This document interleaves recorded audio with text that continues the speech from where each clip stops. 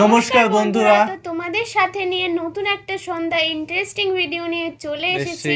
আর ভিডিওটার মধ্যে কিন্তু কিছু ফ্যাক্ট বলেছে যেটা কিন্তু আমাদের শোনার প্রয়োজন আছে, বিশেষ করে তোমাদেরও শোনার প্রয়োজন আছে।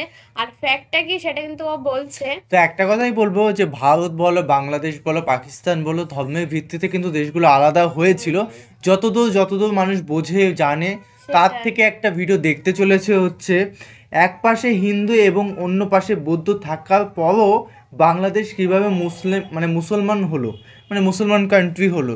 তো যেহেতু কেন কিভাবে এগুলো হলো অবশ্যই ভিডিওর মধ্যে রিজনটা কি সেটা গোপন রহস্যটা জানতে চলেছি। অবশ্যই দেখবো ভিডিওটি, আর মেইন ভিডিও তোমার ডিসক্রিপশন বক্সে পেয়ে যাবে, ওখান থেকে তোমার চেক আউট করতে পারো। গাইস একটাই রিকোয়েস্ট, প্লিজ সাবস্ক্রাইব করে পাশে থাকা বেল আইকনটি অল করে দিও নতুন হয়ে থাকলে।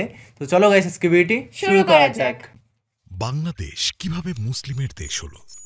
2022 সালের জনশুমারি অনুযায়ী বাংলাদেশে মোট জনগোষ্ঠীর 91.04% হচ্ছে মুসলমান এবং বর্তমান বিশ্বে ইন্দোনেশিয়া, পাকিস্তান এবং ভারতের পরে চতুর্থ বৃহৎ মুসলিম দেশ হচ্ছে বাংলাদেশ। কিন্তু আপনার মনে কি কখনো প্রশ্ন জেগেছে, একদিকে হিন্দু মেজরিটি ইন্ডিয়া, আরেকদিকে বৌদ্ধ মেজরিটি মিয়ানমার থাকা সত্ত্বেও মাঝখানে বাংলাদেশ কিভাবে মুসলিম সংখ্যাগরিষ্ঠ দেশ হয়ে গড়ে উঠল? এটি জানতে হলে আমাদের ফিরে যেতে হবে ইতিহাসের গভীরে। বাংলায় সর্বপ্রথম ইসলামের আগমন ঘটেছিল আরব বণিকদের বাণিজ্যের মাধ্যমে। সপ্তম বা অষ্টম শতাব্দীতে আরব বণিকরা বঙ্গোপসাগরের উপকূলীয় অঞ্চলে, মূলত দক্ষিণ এশিয়া এবং দক্ষিণ পূর্ব এশিয়ার বিভিন্ন অঞ্চলে বাণিজ্য করতে আসতেন।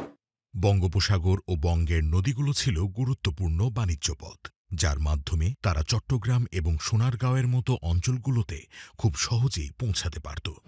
এসব আরব বণিকরা বেশিরভাগই ছিলেন ইসলাম ধর্মের অনুসারী, আর আরব বণিকদের প্রধান উদ্দেশ্য বাণিজ্য করা হলেও তারা বাণিজ্যের পাশাপাশি এসব অঞ্চলে ইসলামের আদর্শ ছড়িয়ে দিতেন, যার কারণে এই বণিকরা বাণিজ্যিক কেন্দ্রগুলোতে ছোট ছোট মুসলিম সম্প্রদায় স্থাপন করেন এবং স্থানীয় মানুষদের সঙ্গে মেলামেশা শুরু করেন।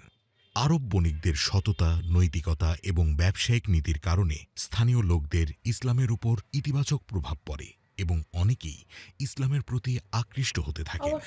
এরপর 712 খ্রিস্টাব্দে মুহাম্মদ ইবনে কাসিমের সিন্ধু বিজয় গোটা ভারতবর্ষে ইসলাম প্রচারের পথ উন্মুক্ত করে। কিন্তু ইবনে কাসিমের সিন্ধু বিজয়ের ফলে ভারতের শুধু উত্তর পশ্চিমাঞ্চলে একটা ক্ষুদ্র অংশ ইসলামের শাসনে আসে। 10ম শতাব্দীতে আল্প তাইজিন সামানীয়দের হয়ে ভারতীয় সীমান্তে প্রথম অভিযান পরিচালনা করেন এবং কিছু অঞ্চল দখল করে নেন। তার মৃত্যুর পর তার পুত্র সেবু তাইজিন আফগানিস্তানের গজনভি সাম্রাজ্য প্রতিষ্ঠা করেন। গজনভি সাম্রাজ্যের মূল কেন্দ্র ছিল গজনি এবং সেবু তাইজিন ছিলেন গজনির প্রথম শাসক। সেবু তাইজিনের পুত্র মাহমুদ গজনভি তার সাম্রাজ্যের সীমানা বিস্তারের জন্য বহু সামরিক অভিযান পরিচালনা করেন। তার প্রধান লক্ষ্য ছিল ভারতের ধনী হিন্দু রাজ্যগুলিকে জয় করা এবং লুটতরাজ চালানো। 1008 সালে তিনি হিন্দু শাহী রাজাদের পরাজিত করেন এবং তার সাম্রাজ্য লাহোর পর্যন্ত বিস্তৃত করেন। মাহমুদ গজনভি মোট 17 বার ভারত আক্রমণ করেন এবং প্রতিবারই তিনি প্রচুর ধন সম্পদ লুট করে গজনিতে ফিরে যান। ভারত আক্রমণ করে মাহমুদ গজনভি জয়ী হলেও ভারতে স্থায়ীভাবে কোনো শাসন কার্য পরিচালনা করেননি, বরং তার শাসনকালে গজনভি সাম্রাজ্য আফগানিস্তান থেকে উত্তর পশ্চিম ভারতের একটি বিশাল অঞ্চলে বিস্তৃত হয়। কিন্তু মাহমুদ গজনভির মৃত্যুর পর গজনভি সাম্রাজ্য ক্রমশ দুর্বল হতে থাকে। পরে 1186 খ্রিস্টাব্দে গজনভি সাম্রাজ্যের পতন ঘটে এবং গজনভি সাম্রাজ্য দখল করে নেয় গুরিদ সাম্রাজ্য। গুরিদের মধ্যে সবচেয়ে উল্লেখযোগ্য শাসক ছিলেন মুহাম্মদ ঘনি। গুরিদের প্রধান সাম্রাজ্য ছিল বর্তমান আফগানিস্তান এবং ইরানের কিছু অংশে এবং 1192 সালে মুহাম্মদ ঘনি তরাইনের দ্বিতীয় যুদ্ধের মাধ্যমে হিন্দু রাজা পৃথ্বীরাজ চৌহানকে পরাজিত করে উত্তর ভারতের একটি বড় অংশকে মুসলিম শাসনের অধীনে আনেন। মুসলিম শাসন প্রতিষ্ঠার ফলে ভারতবর্ষে ইসলাম ধর্মের বিস্তার ঘটতে থাকে। এই যুদ্ধের পরে মোহাম্মদ ঘনি তার সেনাপতি কুতুবউদ্দিন আইবেককে দিল্লির শাসন দেন। কুতুবউদ্দিন আইবেক দিল্লিকে মুসলিম শাসনের কেন্দ্র হিসেবে প্রতিষ্ঠিত করেন। পরবর্তী সময়ে তিনি দিল্লিতে দিল্লি সালতানাত প্রতিষ্ঠা করেন, আর সে সময়টায় ভারতবর্ষে সবচেয়ে বেশি ইসলাম ছড়িয়ে পড়ে।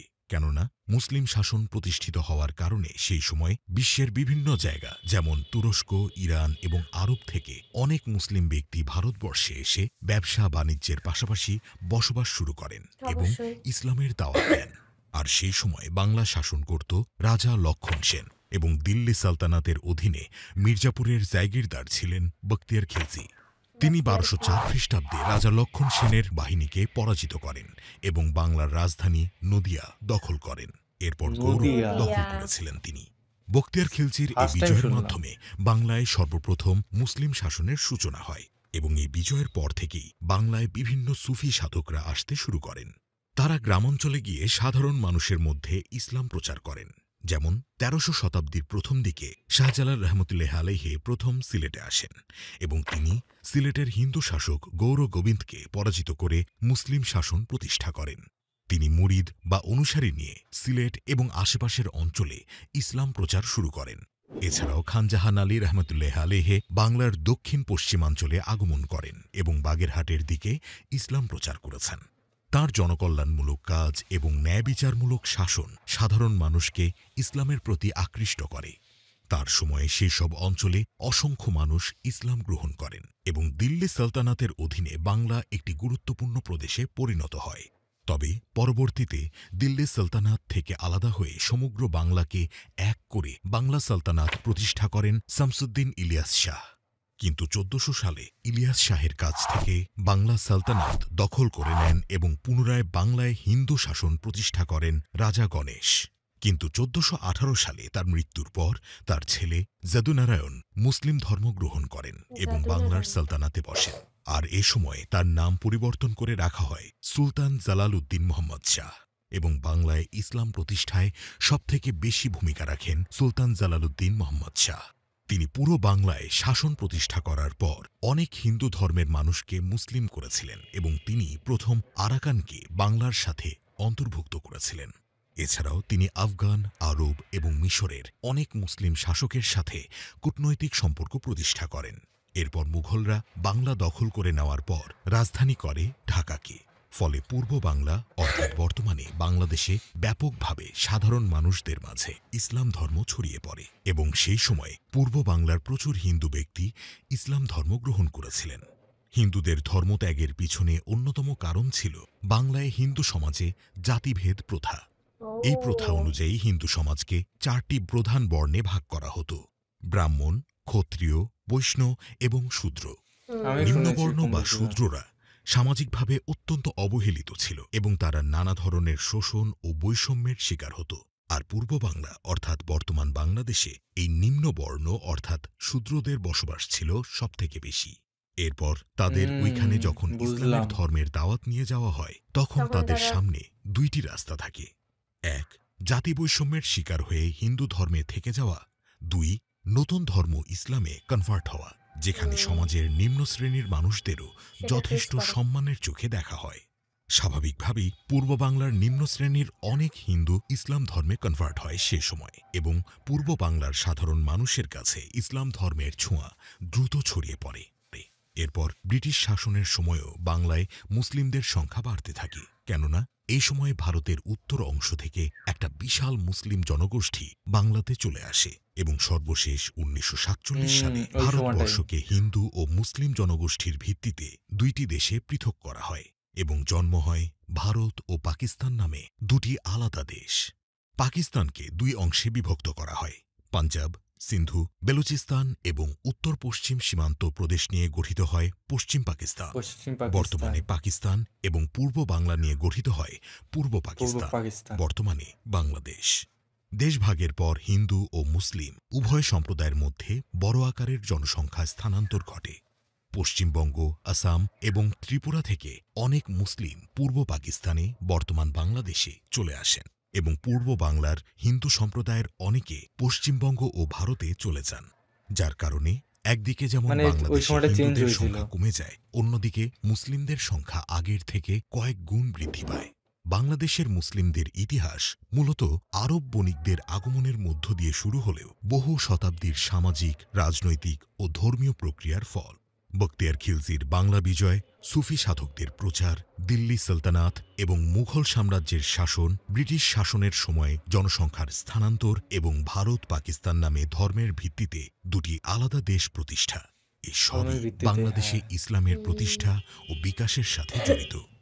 ধর্মীয় বৈচিত্র্যের মাঝে থেকেও বাংলাদেশ আজ একটি মুসলিম সংখ্যাগরিষ্ঠ দেশ হিসেবে পরিচিত, যার কারণে এক পাশে ভারতের হিন্দু এবং অন্য পাশে মিয়ানমারের বৌদ্ধ মেজরিটি থাকা সত্ত্বেও বাংলাদেশ একটি মুসলিম সংখ্যাগরিষ্ঠ দেশ হিসেবে আত্মপ্রকাশ করে।